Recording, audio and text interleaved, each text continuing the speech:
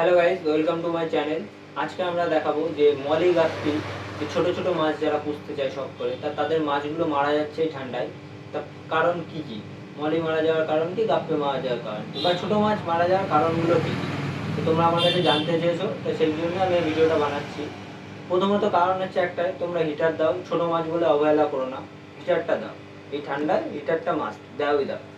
আর যেটা প্রথম, আর দ্বিতীয় কারণ হচ্ছে জল অনেকদিন হয়তো তোমরা চেঞ্জ করো না ছোটো মাছ ভেবে, তাই সেটা করো না। ওষুধ, জল আর হিটার এইগুলো যদি তোমরা ঠিকঠাক মেনটেন্সে রাখো, ছোটো মাছ মরবেই না। আর যে ওষুধটা আমি বারবার সবাইকে বলি সেটা হচ্ছে জেনারেল কিওর, এটা তো মাস্ট রাখবেই কাছে। তো তোমরা অনেকে জানতে চাও জেনারেল কিওরটা কি, আমি আগেও দেখিয়েছি এখনও দেখাচ্ছি। জেনারেল কিওর ওষুধটা তোমরা দেখো যে সেটা কী ওষুধ। এই দেখো, এটা হচ্ছে জেনারেল কিওর ওষুধ। এটা সব মাছের ক্ষেত্রে আমি দেখাবো তোমাদের, খুব ভালো ওষুধ। এটার পরে কোনো ওষুধ হয় না, তোমরা এই ওষুধটা ইউজ করো, মাছের যে কোনো রোগে কাজ করে এটা, ঠিক আছে? তোমরা এটা ইউজ করো, দেখো মাছ সুস্থ থাকবে। আর দ্বিতীয়ত কারণ আছে, অনেকে ভিডিও পাঠিয়েছে যে গাপ্পি মাছ জলের আপ অ্যান্ড ডাউন করে, এরকম এরকম করে, এরকম এরকম করতে করতে মারা যায়। মানে নিচে যায় উপরে যায়, নিচে যায় উপরে যায়, এরকম করতে করতে অনেকের মাছ ঘুরতে ঘুরতে অনেকের সময় মারা যায়। তো এগুলো কী কারণে হয়? এগুলো হচ্ছে বেশিরভাগ মেল মাছগুলো মারা যাচ্ছে। বেশি ক্ষেত্রে না, 100% মেল মাছটা এইভাবে এরকম আপ অ্যান্ড ডাউন বা ঘুরপাক খেতে খেতে মেল মাছগুলোই মারা যায়। সেটা হচ্ছে যদি তোমাদের ট্যাঙ্কে ফিমেল মাছ কম থাকে গাপ্পি, তবে মাছ মারা যাবে। তোমাদের এই নিয়ম হচ্ছে একটাই, মাছ সংখ্যায় বেশি রাখো। মানে 5টা মেল রাখলে অন্তত 7টা ফিমেল মাছ রাখো। 7টা ফিমেল মাছ অবশ্যই, 5টা মাছে 7টা ফিমেল, অন্তত 2টো করে মাছে বেশি ফিমেল লাগবে। নাহলে আমার একটা সাবস্ক্রাইবার আছে, আমার একটা কাকু, অনেকটা বয়সে বড়, অনেক কি বয়স, আমাদের চাইতে অনেক সিনিয়র তিনি। সে অনেক বছর ধরে মাছ করে, তিনি আমাকে পাঠিয়েছিল ওই মাছটা। ভিডিওটা আমি ডিলিট করে দিয়েছিলাম, নাহলে আমি ভিডিওটা তোমাদেরকে শেয়ার করতাম। ভিডিওটা দেখতে পারতে যে মাছটা আপ অ্যান্ড ডাউন করছিল।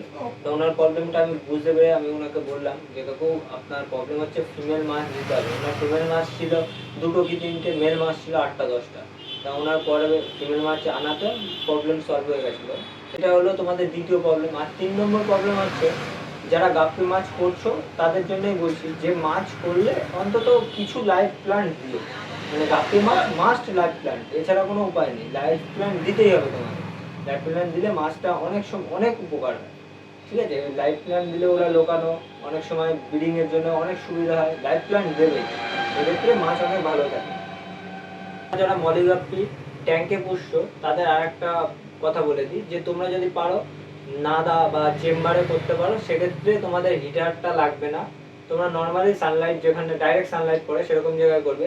সবুজ অ্যালগি হলে কোনো অসুবিধা নেই, ওতে মাছের উপকারী হয়। একটু জাস্ট কটা লাইফ প্ল্যান্ট দিয়ে মাছটা পুষে রাখো, ওর ভিতরে ব্রিডিংও খুব সুন্দর হয়। গাপ্পি বলো মলি বলো, ওতে মরবে না।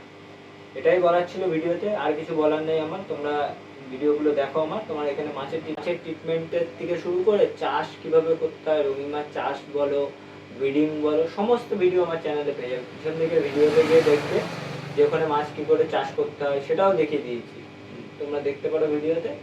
আর আমার চ্যানেলটিকে অবশ্যই তোমরা সাবস্ক্রাইব করো।